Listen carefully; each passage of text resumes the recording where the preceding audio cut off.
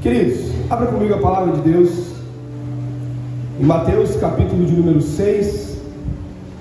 A minha voz está um pouco anasalada porque eu estou anasalado.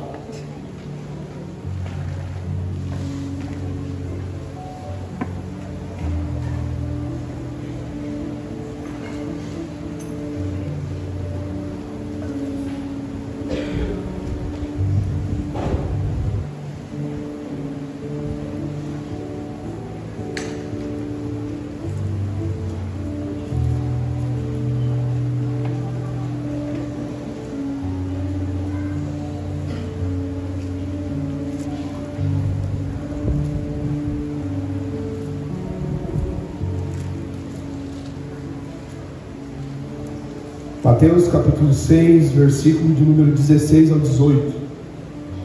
Quem achou, diz achei. Quem não achou, diz misericórdia. Todo mundo achou? Passo a ler. Quando jejuardes, não vos mostreis contristados como os hipócritas, porque desfiguram o rosto com o fim de parecer aos homens que jejuam. Em verdade vos digo que eles já receberam a recompensa. Tu, porém, quando jejuares, unge a cabeça, lava o rosto, com o fim de não parecer aos homens que jejuas, e sim ao teu Pai em secreto. E teu Pai, que vê em secreto, te recompensará. Até aí. Queridos, nós estamos aí num tempo de 40 dias de jejum. Eu gosto de falar 40 dias de jejum e oração, porque jejum sem oração é passar fome, né? E nós vamos perceber em vários textos bíblicos, onde tem citações bíblicas falando de jejum, mas a oração ela acompanha o jejum, porque o jejum em si mesmo ele não tem poder. Na verdade, quem tem poder é Deus. O jejum ele serve como uma oportunidade de fato de eu me despir um pouco mais da carne e me tornar uma terra preparada para a ação divina.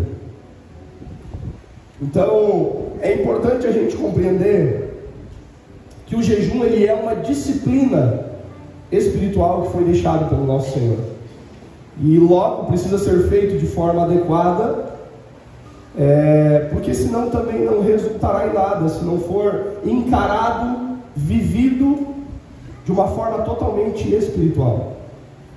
E eu digo que o jejum ele revela muito também da sede que nós temos do Senhor, da sede que nós temos pelas coisas espirituais, pelas coisas de Deus, né? Jejum, nós já sabemos, jejum é uma abstinência de alimentos, né? Uma abstinência total, mas ele em si não tem poder, né?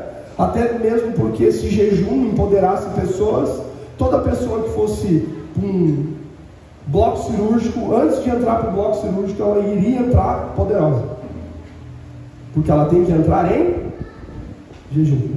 Então o jejum em si mesmo, ele não faz diferença, mas a ideia é que a gente possa, através do jejum, sim, afligir a nossa alma, afligir os nossos apetites carnais, e a gente começa a perceber, não comendo, o tanto que a gente talvez é dependente da comida e não deveria ser, do tanto talvez que a gente começa a ficar irritado,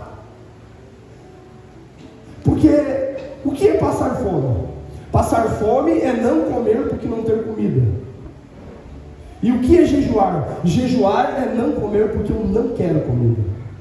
É duas coisas bem diferentes. Tem dois pesos. Uma coisa é você não comer porque você não tem opção. Outra coisa é você não comer porque você não quer. Então o jejum, ele traz toda essa essência que a gente vai falar um pouco mais ao longo da ministração, do exercício do domínio próprio. Porque hoje o mundo coloca muitas coisas disponíveis para nós. E nós não devemos ser pessoas que espiritualmente estamos passando fome. Nós precisamos ser pessoas que espiritualmente estamos jejuando. Porque pessoas que espiritualmente passam fome são pessoas que não comeram algumas coisas porque não tiveram oportunidade. Mas pessoas que vivem uma vida de jejum são pessoas que decidiram não se relacionar e não comer e não compactuar com coisas porque escolheram não se envolver. Uma coisa é a sua escolha, outra coisa é a oportunidade. Mas é na oportunidade que nós revelamos muito do que nós somos. Eu gosto sempre de brincar, né? O leão gosta muito de carne. Deixa ele preso na jaula 1 mês e não dá nada para ele. Imagina você chegar lá e dizer: eu estou impressionado com você. Faz 30 dias que você não come carne. Não sei nem se ele duraria tudo isso, né? Mas é certo sim, a gente também. Mas agora experimenta você entrar na jaula. Ele não comeu porque não teve opção. Mas quando ele tem a opção, ele devora. Então quem você é nessa jogada? Um morto de fome ambulante? Ou alguém que jejua conscientemente? Porque entende que a disciplina de não comer não está atrelada. Porque quando a gente pensa em jejum, a gente começa a pensar diretamente, e a gente vai ver um texto bíblico depois sobre isso, sobre a questão, tipo assim, não, eu não posso comer, não, eu não posso fazer isso, não, isso tem sentido. Mas a ideia do jejum é o todo da sua vida. Não é você só focar em não comer, é você focar em não pecar em coisas que você tem prática de pecar. Essa é a ideia. Porque o que está em torno da ideia do jejum é uma prática para que a gente possa se despir da carne, se tornar uma terra preparada para a ação divina e mergulhar em verdades espirituais, em níveis mais profundos em Deus para sermos transformados. Mas o jejum em si não transforma, quem transforma é Deus.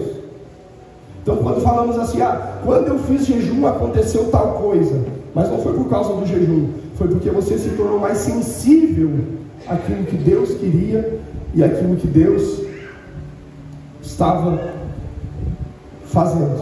Você fica mais sensível, porque às vezes, irmãos, a gente fica cheio de tantas coisas que a gente não percebe Deus. A gente fica tão cheio de comida, tão cheio de internet, tão cheio de tantas coisas que Deus está falando, Deus está fazendo, Deus está movendo, Deus está operando.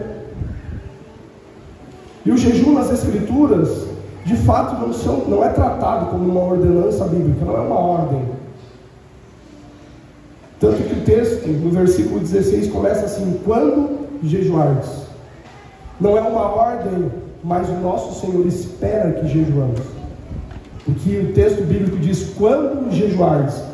Tipo assim, não tem dia, não tem hora, mas eu espero que em algum momento vocês jejuem. Não tem dia, não tem hora. Obviamente, vou fazer jejum das 6 às 6h05. Mas o Senhor espera que jejuemos. Agora imagina, nós falamos que amamos Jesus. O jejum não é uma ordenança, mas é algo que o Senhor espera. Imagina alguém que você diz que é a pessoa mais importante da sua vida, e essa pessoa diz assim: olha, não é uma obrigação você jejuar, mas eu espero que você jejue. O que você faria? O que você faria? Será que a nossa indiferença ao jejum não revela muito a respeito da afetividade que temos para com o nosso Senhor? Eu vou jejuar, estou nem aí. Não foi o pastor que falou. É o Senhor que espera. E se o temos apreço, temos como alguém importante, o que ele diz, devemos tratar com consideração. Quem entende o que eu estou falando? Então, a nossa indiferença, a disciplina espiritual do jejum pode revelar muito a respeito do nosso coração com relação ao nosso Senhor. Nós devemos ter muita clareza disso, porque por mais que o jejum ele não é uma ordenança, ele também não é uma irrelevância. Até mesmo porque o mesmo Jesus que fala quando jejuardes, é o Jesus que em Mateus capítulo 4 estava de jejum no deserto, e antes de começar a ensinar, a pregar, a curar enfermos, o que ele fez? Jejum. Mas a gente quer ensinar a pregar, curar enfermo, expulsar demônio, dar mortal, fazer malabarismo. Não. Jesus precisava, eu não, né? E eu não estou aqui falando disso como uma ordenança, mas se Jesus, sendo Jesus, fazia isso, quem dirá de nós? Quem está entendendo o que eu estou falando?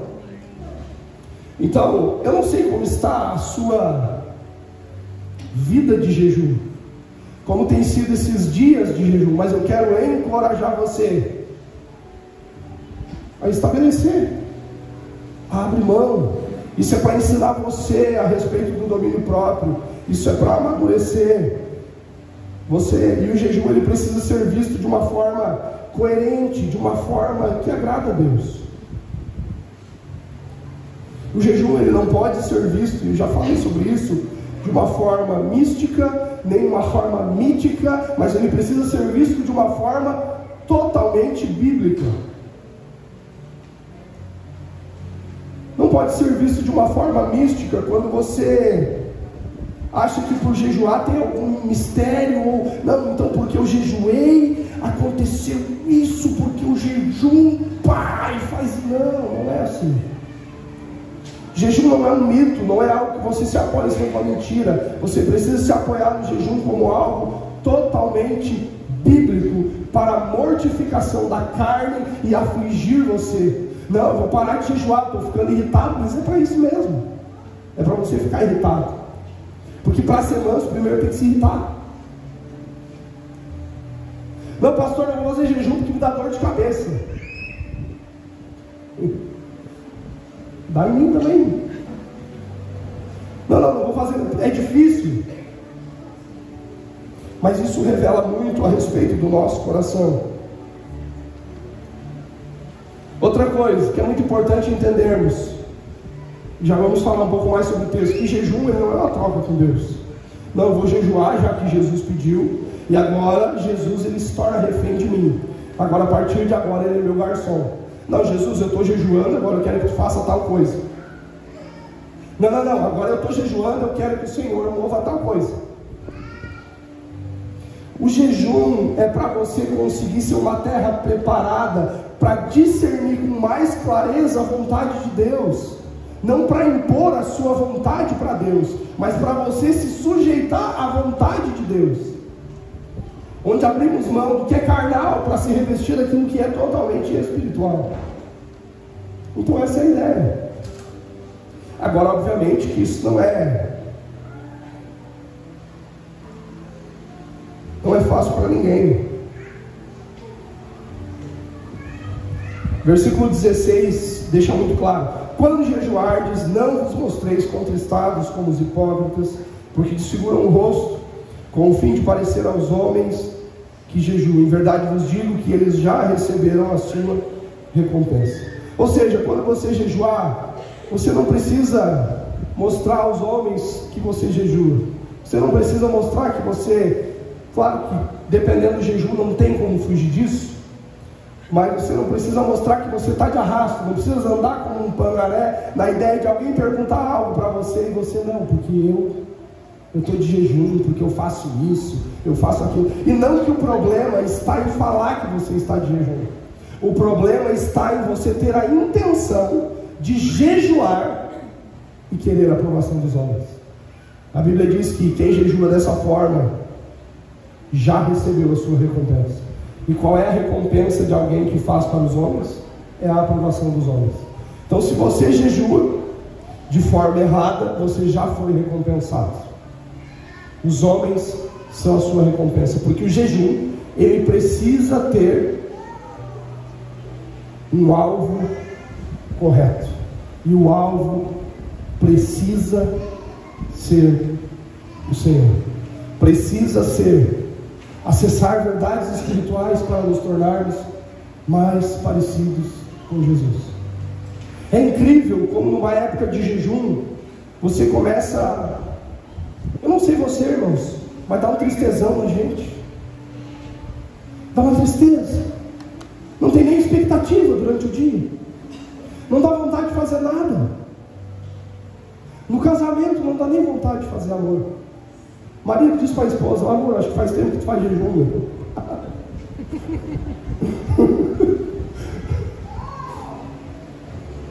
Mas a gente fica num desânimo, uma coisa louca.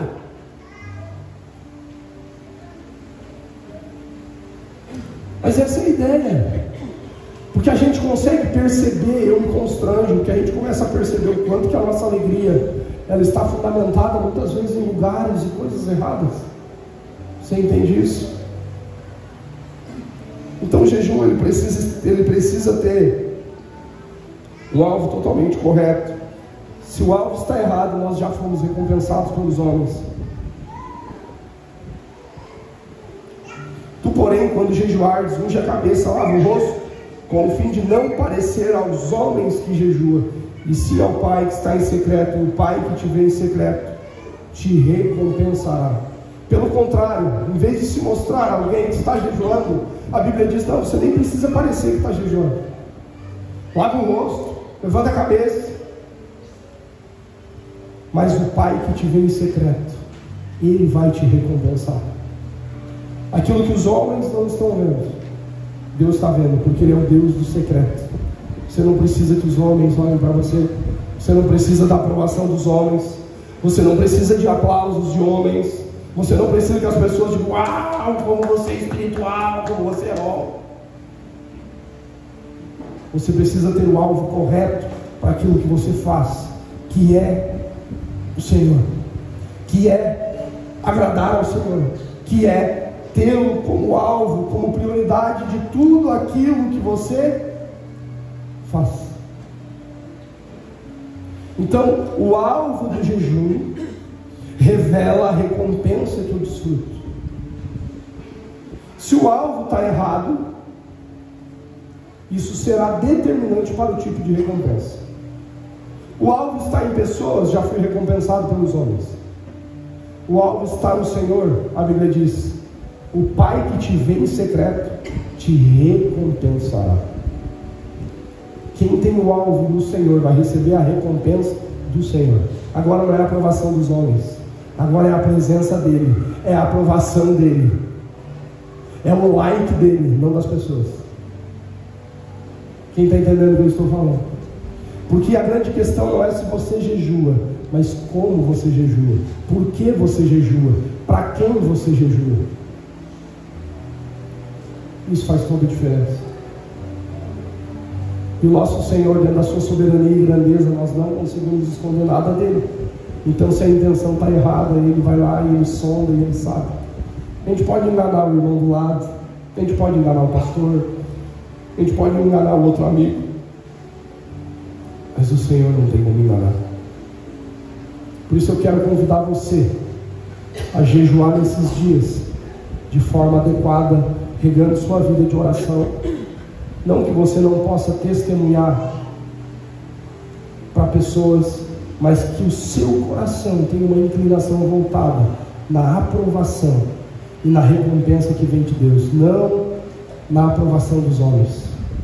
Porque quem vive correndo atrás de aprovação humana revela uma crise de identidade muito grande. Porque se você não conseguiu se sentir aprovado em Deus, o que dirá das pessoas? Porque os mesmos que te aprovam daqui uma semana podem te reprovar.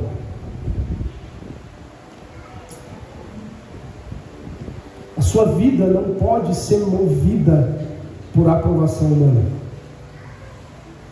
Queridos, eu tenho um chamado pastoral. Eu não sou pastor porque eu sou aprovado por homens, mas eu sei que o Senhor me chamou. Então, assim, se tem elogio, eu fico feliz, mas se não tem, está tudo certo. Mas eu não sou movido por elogio.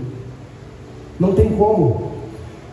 Porque tudo que nós somos, tudo que nós fazemos, precisa estar no lugar correto à nossa expectativa. Tudo que você faz precisa ser para a glória de Deus. Se você comer ou beber ou fizer qualquer outra coisa, façam tudo para a glória de Deus. Tudo que você faz, quer comais ou bebais ou façais qualquer outra coisa, façam tudo para a glória de Deus. Tudo é para a glória dele. Tudo.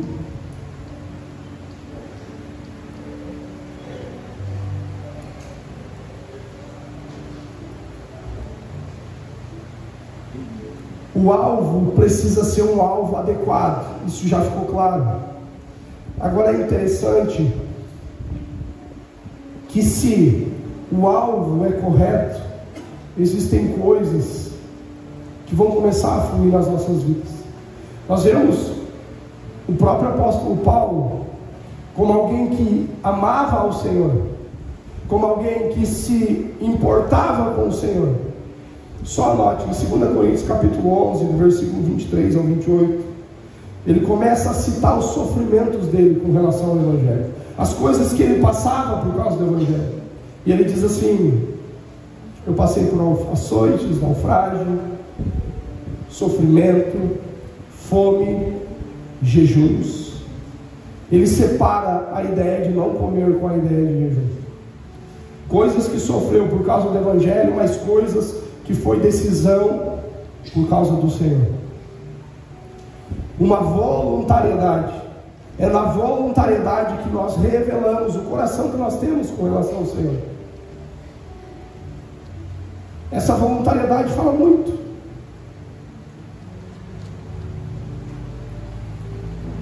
E talvez, se você não começou o seu jejum ou não tem uma prática de jejum, eu quero encorajar você pelo menos a fazer um propósito de decidir abrir mão de talvez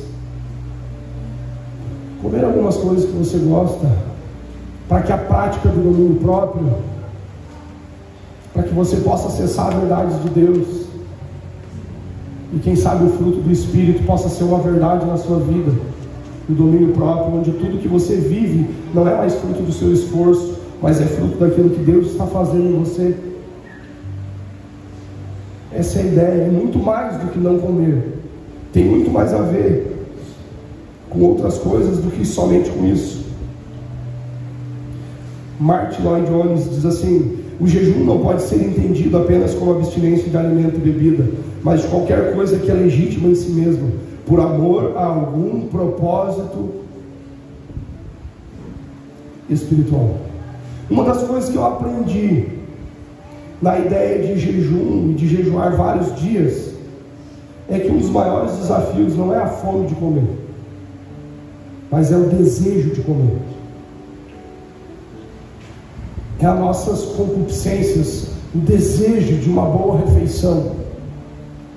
E isso fala muito a respeito do pecado, a respeito de vencer os desejos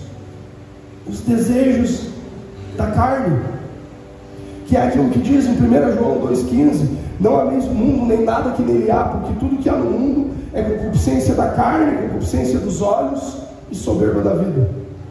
Em Mateus capítulo 4, quando Jesus é tentado, nós vemos todas essas coisas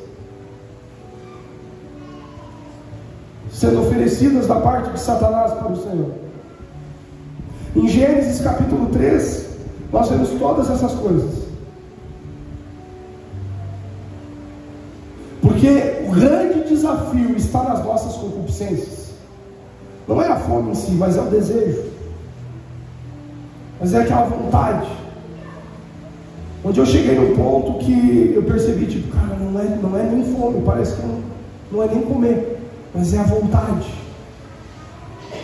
É você pensar num churrasco top, feito pelo Nedson, que dá vontade de desmaiar. É você lembrar, é o desejo.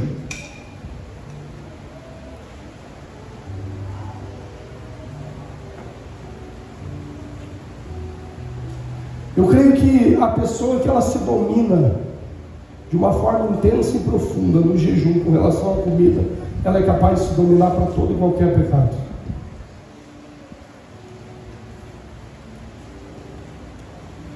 Porque não é só sobre a ideia de não comer.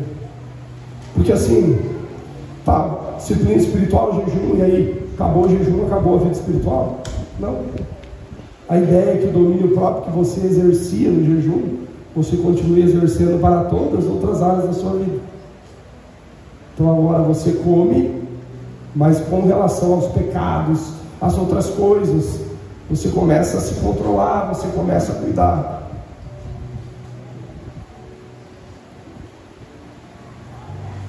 Em Isaías capítulo 58, o povo de Deus está em pecado grave contra Deus. Deus levanta Isaías para clamar contra aquele povo por causa dos seus interesses, do seu egoísmo, por causa de contendas, de rixas, de punho iníquo, por causa de morte e de tantas coisas erradas que o povo estava fazendo. Mas é interessante que Isaías capítulo 58, o povo ali está jejuando, está fazendo um jejum, e o povo chega diante de Deus e diz assim: e aí Deus, a gente está afligindo a nossa alma, a gente está aqui sem comer e tu não atenta para nós. E é assim que a gente faz às vezes, né? A gente acha que porque jejua, porque faz algumas coisas, disciplinas, práticas espirituais, isso nos torna pessoas espirituais, e agora Deus, então, ele se torna o nosso refém. Afinal de contas, eu estou jejuando, eu tenho que cobrar a Deus. Se eu não estou comendo, Deus precisa fazer o que eu quero.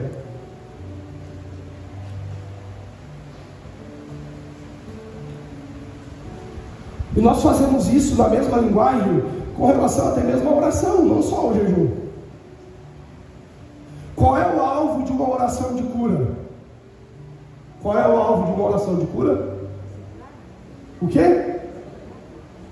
Qual é o alvo de uma oração de cura? Ser o quê? Mas não deveria. Essa é secundária ainda. O alvo é a vontade de Deus, depois ser curado. Fazendo a missão do Pai, Jesus disse: Pai, afasta de mim esse cálice, contudo não seja feito o que eu quero, mas o que tu queres. Então, em tudo que nós pedimos, independente se estamos orando, jejuando, fazendo qualquer coisa, a vontade de Deus precisa estar em primeiro lugar. E isso é muito difícil. É óbvio que quando eu peço por cura, isso é um alvo, é porque eu quero a cura. Quando eu peço um milagre, é porque eu quero um milagre. Mas será que por trás do milagre, em vez de Deus te dar um milagre, Deus quer te dar um processo? E a pergunta que fica: você está disposto a viver o processo para depois acessar o milagre?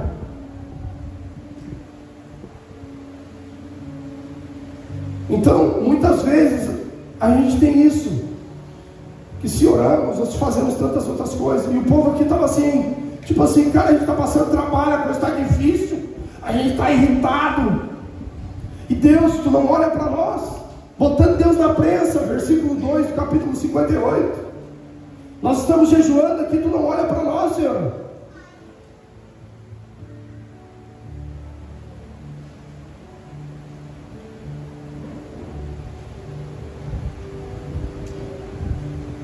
E no versículo 13 o Senhor diz assim: vocês estão jejuando, mas sabe qual que é o problema?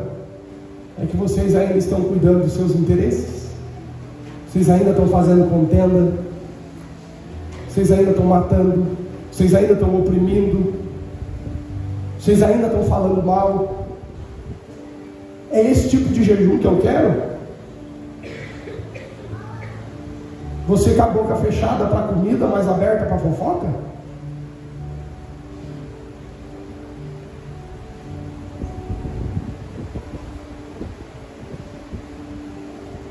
É esse o jejum que eu quero? Então você começa a entender que muito mais do que Deus querer que nós não comamos, o Senhor, Ele quer o nosso coração. O Senhor, Ele quer eu, Ele quer você. Então, Ele é questionado a respeito de muitos pecados. O povo é questionado a respeito de muitos pecados, mas questiona a Deus. Nós jejuamos e não tem a resposta que nós gostaríamos, porque é citado naquele contexto os pecados culturais e os pecados que continuamente eles estavam praticando, porque o povo estava jejuando, ou seja, aparentemente tem domínio próprio, mas não estava tendo domínio próprio para os pecados praticados. Mas ele cita: não, vocês continuam praticando os mesmos pecados.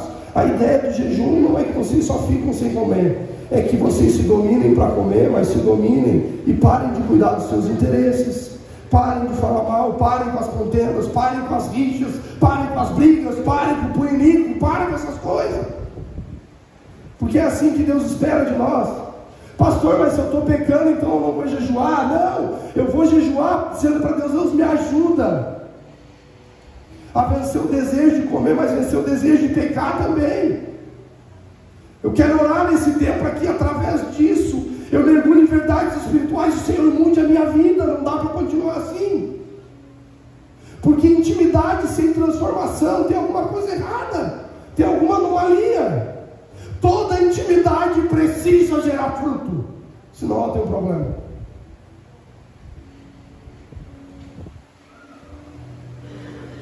Pega alguém que se diz luz e alguém das trevas. Se de fato ele é luz e ela começar a se relacionar com a pessoa que é treva, geralmente ela vai influenciar outra pessoa. E se ela não influenciar, você pode ver que ela vai começar a fazer o que o outro está fazendo, mas algum nível de impacto vai causar aquele relacionamento. Sim ou não? Porque os relacionamentos, eles precisam gerar fruto. Sempre alguém vai acabar se tornando parecido com alguém, e até em níveis de intimidade diferentes. Pega eu e a Carol, por exemplo, vai gerar fruto a nossa intimidade, porque o fruto, ele é resultado de uma intimidade. Agora, não dá para aceitar, tem uma coisa errada espiritualmente. Alguém que diz: eu jejuo, eu oro, eu vou à igreja, eu dou o dízimo, eu sou domingueiro, eu frequento tudo, mas a vida não é transformada. Como assim? Tem alguma coisa errada. A matemática espiritual não fecha, porque toda intimidade precisa gerar algum fruto. E aqui o povo está jejuando, mas o pecado continua. Então a ideia é que a gente possa alcançar um nível de transformação. A ideia é que eles jejuassem, mas à medida que jejuassem, acessassem verdades em Deus, de não cuidar de si mesmo, de parar de ter rixa, de parar de ter contenda, de aprender a ter domínio próprio, não só com a comida, mas domínio próprio com relação ao pecado. O pastor Cote diz: quem não tem domínio próprio tem demônio próprio.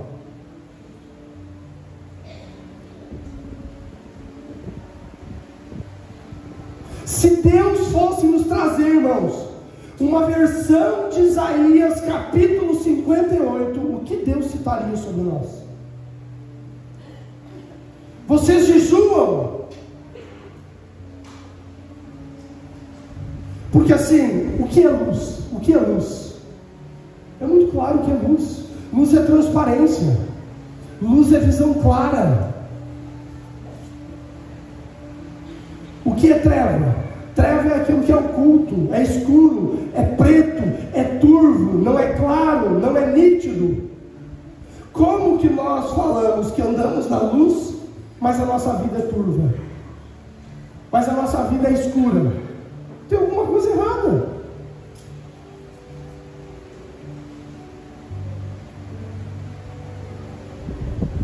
Quem é da luz sempre usará os meios da luz, e quem é treva sempre usará os meios da treva. O meio da luz é transparência, é responsabilidade, e o meio das trevas é o que? Escuridão, é visão oculta. É sempre assim. Deixa eu dizer uma coisa para você. Você sabe qual é uma das maiores armadilhas de Satanás nos nossos dias, dentro de cristãos, dentro da igreja? É as trevas sendo usadas pelas redes sociais.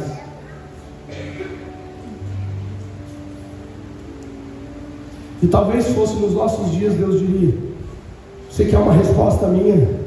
Você aflige a alma, diz que eu não dou resposta, mas tu não muda o teu jeito de ficar falando coisas pela internet. Você não tem coragem de bater no peito e dizer: eu vou conversar com a pessoa, tenho algo contra, tem algo que eu estou vendo de errado, eu discordo. Você não faz isso. Sabe o que você faz? Você faz fofoca. Você leva para um terceiro que pensa igual você. Sabe o que você está fazendo? Se movendo pelo princípio das trevas. E aí quer crescer espiritualmente. Aí sabe o que acontece? Nós nos tornamos cristãos domingueiros, pouco lemos, pouco jejuamos, pouco oramos, mas frequentamos a igreja e damos o dízimo. E dentro de nós temos uma certeza: eu sou salvo em Cristo Jesus. E está cheio de obras mortas, semeando contenda e morte dentro da igreja. eu colocaria um ponto de interrogação nessa história, de verdade. Porque alguém que não despertou para a Bíblia, para a oração, para o jejum e para o senso de responsabilidade, um dos grandes sinais de arrependimento é o jejum. Quando o povo de Nínive se arrependeu, o que a Bíblia diz?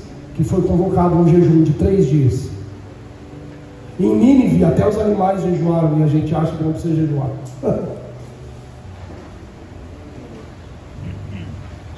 Quem está entendendo o que eu estou falando?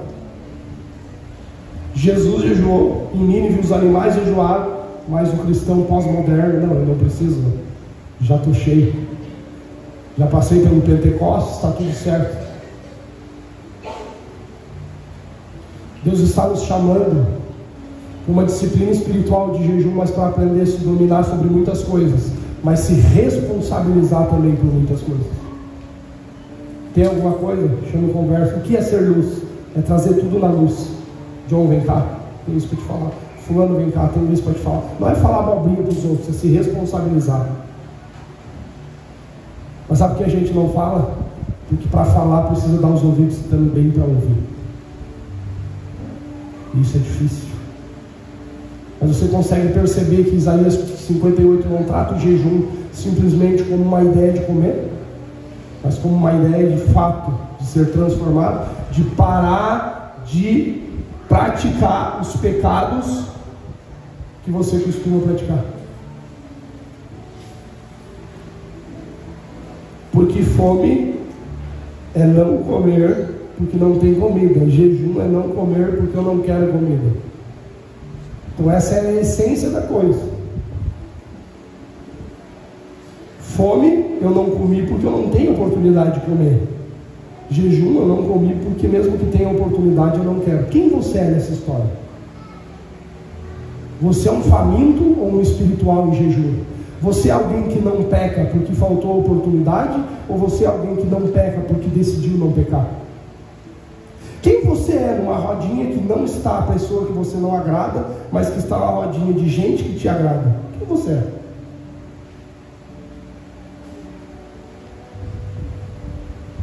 Tão errado quanto que fala é os que ouvem e não falam nada, que deixam a pessoa se sentir confortável para falar. Deveria ter alguém, um filho da luz, que se levantasse e falasse: eu vou levar essa informação adiante, ou você fala ou eu vou falar. Ah, mas eu vou ficar bravo contigo. Não tem problema. Brabo é boi, vai pra panela e vira bife.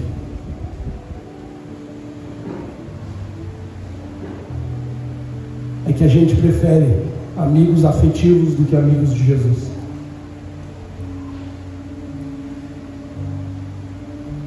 E aí a gente forma o nosso grupo da conexão emocional e não da conexão espiritual,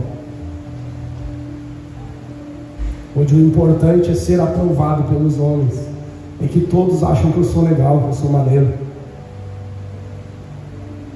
mas onde o senso de responsabilidade, de luz, e por isso que às vezes tem coisas que estão travadas, que não rompem na nossa vida.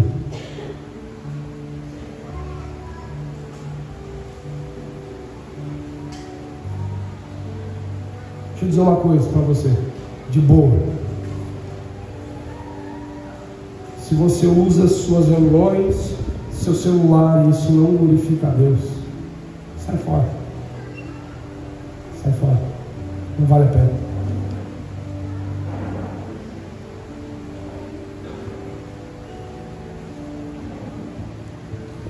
A espiritualidade de alguém é marcada não por aquilo que não foi feito na ausência de oportunidade, mas por aquilo que não foi feito quando a oportunidade se apresentou. Você não é a oportunidade que você não teve. Você é o que você foi quando a oportunidade bateu na sua porta.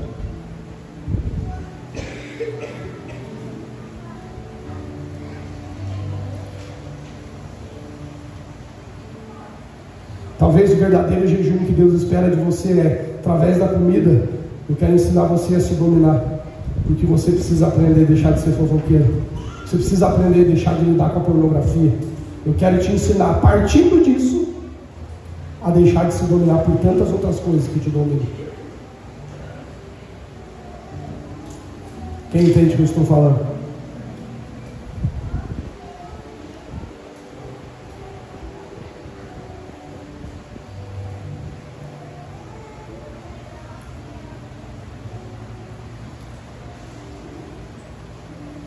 Queria ler 2 versículos aqui.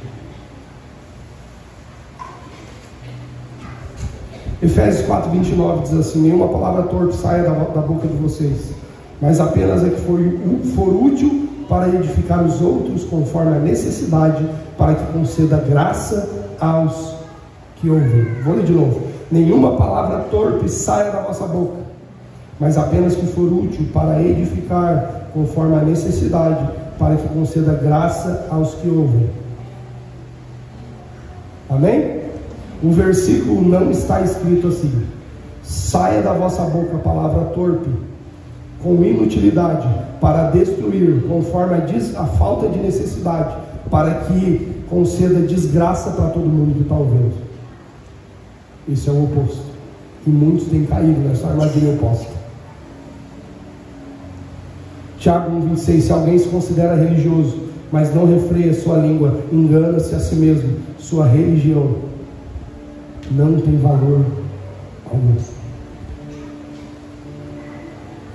Deus é um Deus onisciente, onipotente, onipresente. Ele está em todos os lugares. Ele é poderoso, não existe ninguém mais poderoso do que Deus. Ele sabe de todas as coisas, Ele vê todas as coisas. Provérbios 15:3, a Bíblia diz: os olhos do Senhor estão sobre todos os lugares, contemplando os bons e os maus.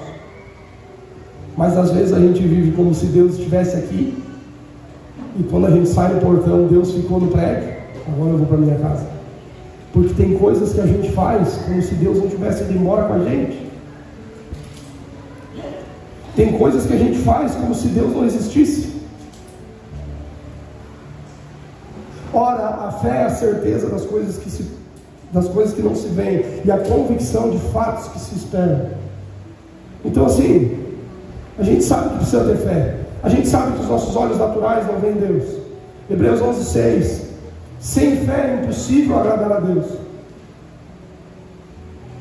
A gente precisa de fé para agradar a Deus, a gente sabe disso. Mas às vezes parece que a gente sai lá fora, parece que acabou tudo. Acabou Deus, acabou fé, acabou acreditar que Ele existe, acabou acreditar que os olhos do Senhor estão sobre todos os lugares.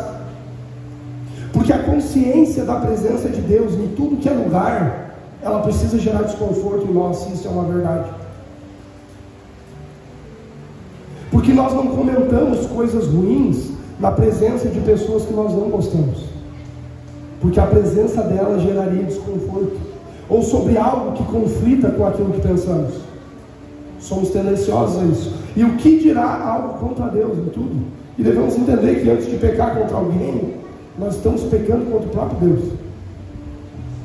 Há muito tempo atrás a gente foi dar uma carona para uma pessoa, na época ela era solteira, e começou a rolar um papo da minha esposa com essa pessoa.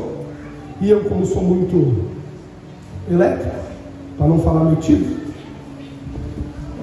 comecei a entrar na conversa. E eu sei que elas estavam conversando a respeito de nome de criança. E eu não vou citar nome para não ficar mais clara a coisa, né? E as duas estavam conversando, e no meio da conversa foi citado um nome. E quando foi citado tal nome, eu disse: esse nome é o mais feio do mundo. Eu não gosto desse nome, porque esse nome é ruim. Meu cara, jamais botaria o nome do meu filho esse nome. E quando eu olhei do lado do meu banco, o nome do filho da pessoa que eu estava dando carona era esse nome. E eu comecei a pedir perdão, eu disse: meu Deus do céu, me perdoa.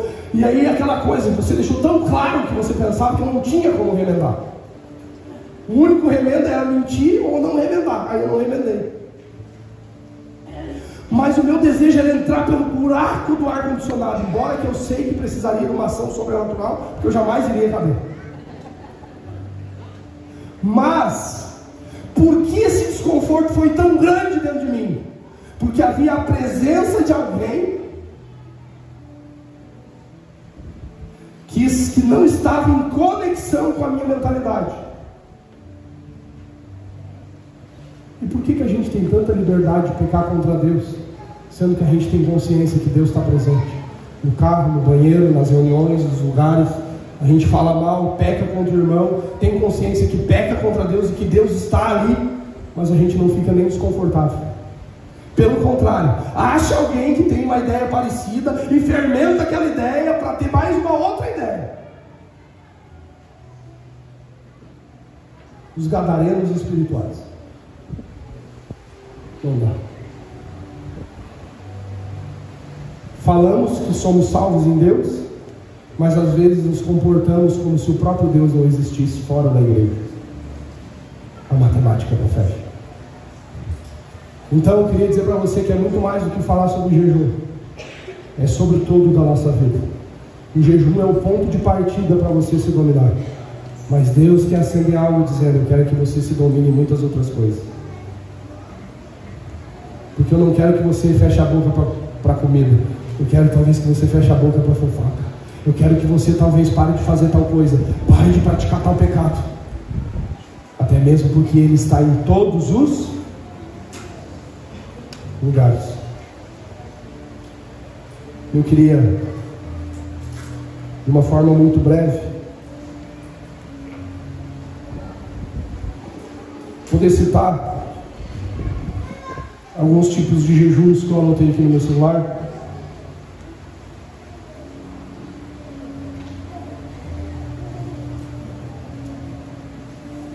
Alguns momentos da Bíblia que foram feitos jejuns só para você refletir, para você poder fazer o seu propósito, e aí a gente encerra.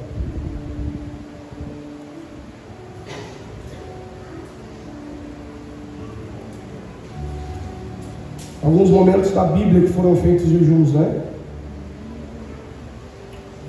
Mateus capítulo 4, nós vemos jejum para vencer a tentação. Salmo 35, 13, jejum com relação à enfermidade. Quanto a mim, porém, estando eles enfermos, o salmista Davi diz assim: as minhas vestes eram um pano de saco, e eu afligi a minha alma com jejum e oração. Mateus 17, 21,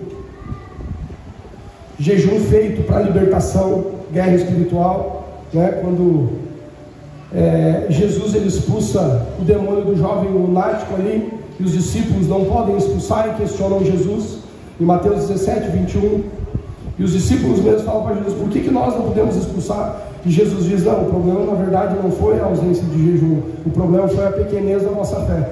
Agora, essa casta só se espere por meio de jejum e oração. Por quê? Porque jejum e oração são os meios que Deus coloca em nossas mãos para a gente acessar níveis mais profundos de fé. Então eles precisavam crescer em fé através da oração e do jejum. Atos 14, 23, coordenação de liderança de presbítero, né? Diz assim: promovendo em cada igreja a eleição de presbítero, depois de orar com jejuns, encomendaram ao Senhor. Note, oração e jejum juntos.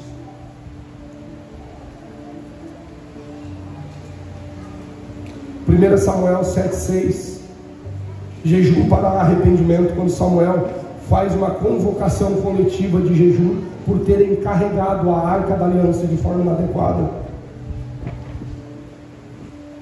Atos 13:2, para servir ao Senhor.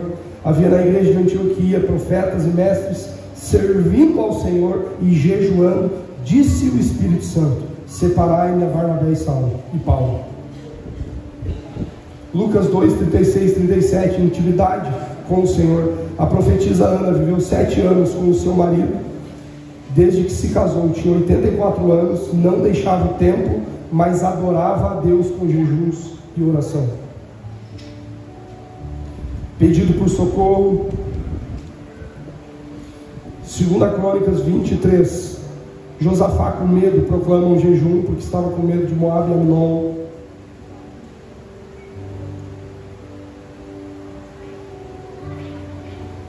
Então citei vários textos também que o jejum é acompanhado com oração, né?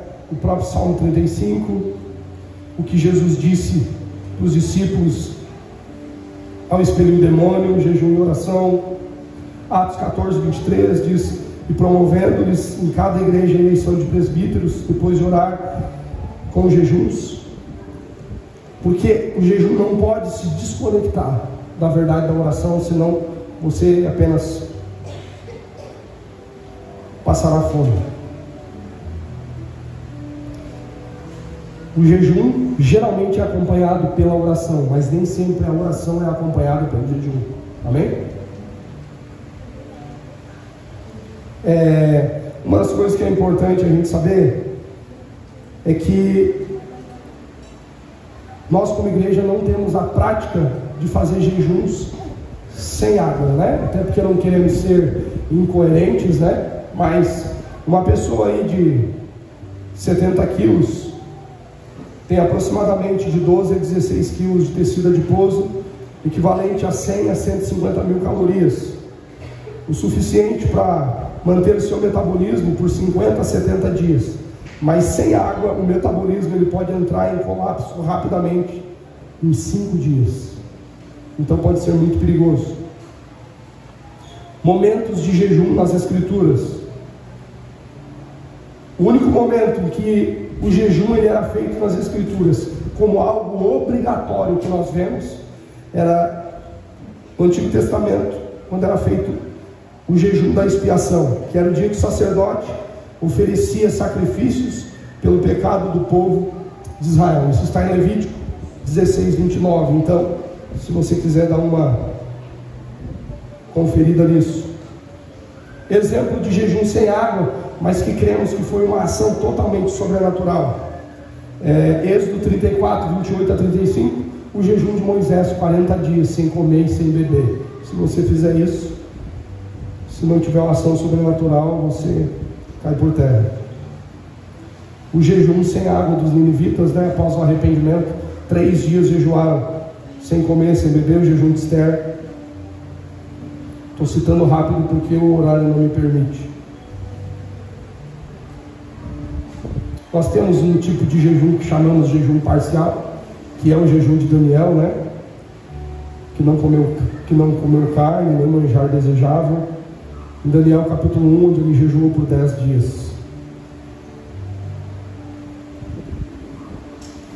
O jejum de Davi, né? Que foi um jejum de 7 dias. O jejum de Paulo de 14 dias em pleno naufrágio, se é que dá para dizer jejum, porque foi uma coisa meio que na obrigação. Então nós temos aí vários exemplos de jejum. O que eu quero dizer com isso? Para você fazer o seu propósito com Deus. Não porque o jejum vai te transformar, mas porque nós precisamos morrer para nós mesmos, para que Ele cresça em nós e a gente possa, através da oração, acessar verdades profundas em Deus e se tornar uma terra preparada para a ação divina. Não, vou pegar esses 40 dias, eu vou ficar sem comer, mas eu vou ficar sem olhar Netflix, eu vou ficar sem fazer tal coisa, e eu vou me dedicar mais à oração e à Bíblia. A gente tem a tendência até de chegar lá no final e dizer assim: nossa, Deus falou comigo, mas não foi só porque você não comeu, foi porque você parou de ficar sendo distraído com tantas coisas que te distraem, que me distraem e nos impedem às vezes de perceber Deus. Então eu lanço o desafio para você: não deixe de fazer o seu jejum, não deixe de fazer o seu propósito. E o que falar, né, irmãos, dos líderes e dos obreiros oficiais da igreja, né? O mínimo que nós esperamos como liderança da igreja é que você abrace isso, não por causa de nós, tá? Porque quem precisa é você, quem precisa sou eu, mas tudo porque temos o alvo no Senhor, a vontade do Senhor para nós. Amém? Fique de pé comigo.